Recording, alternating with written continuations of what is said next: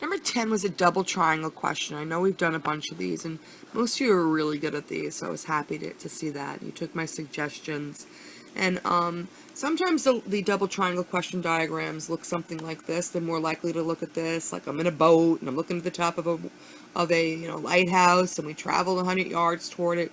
Or I'm in a boat, and I'm looking down at some buried treasure. So all these diagrams are double triangle questions. And these are most of the time law of signs, law of signs, law of signs. But sometimes you do have double triangle questions, and they're giving you more sides, and it's law of cosines. So it's more likely to be double law of signs, but make sure that you read the question.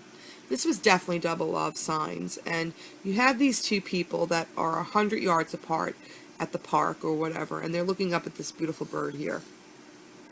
And they're looking up at angles of elevation of 32 and 50. And this is my angle of elevation, because it's the angle formed by the ground and my line of sight. Ground and my line of sight.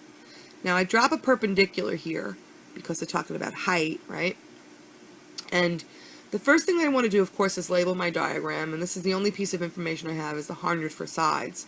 And this is the only two pieces of information that I have for angles. So you want to find every angle you can before you begin. So I know that these are right angles, because that's height. I know that this is 58, because 58 plus 32 plus 90 is 180. I know that this is 40 for the same exact reason.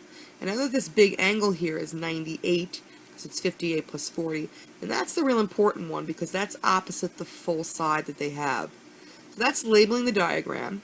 And there's no way that I'm going to be able to get this height of x right away. That's why it would probably be a part 3 question of 4 credits. So I'm going to have to get a transition side into either this triangle or this triangle. So I'm either going to get this side or this side. It doesn't matter. It will still get you the same answer. I'm going with the side over here. So now I'm going to completely just ignore this part of the triangle right here. Okay, can I do that? No, I can't. I have to use the big triangle, because it doesn't make sense if I ignore this, because I don't have a side in that triangle. I do have a side in this big triangle right here, so I'm going to ignore this altitude right now.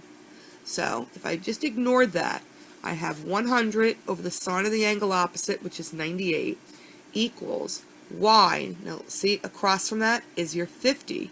So we could set up the law of sines doing y over the sine of 50 equals 100 over the sine of 98. And I get y is equal to 100 sine 50 divided by sine of 98, or 77 in this change here. Now go at least 4 decimal positions. It won't hurt you to go the full calculator phase. You're definitely assured to get it accurately rounded if you go the full calculator phase. But if you just round to the nearest tenth, it could cause a rounding error of somewhat.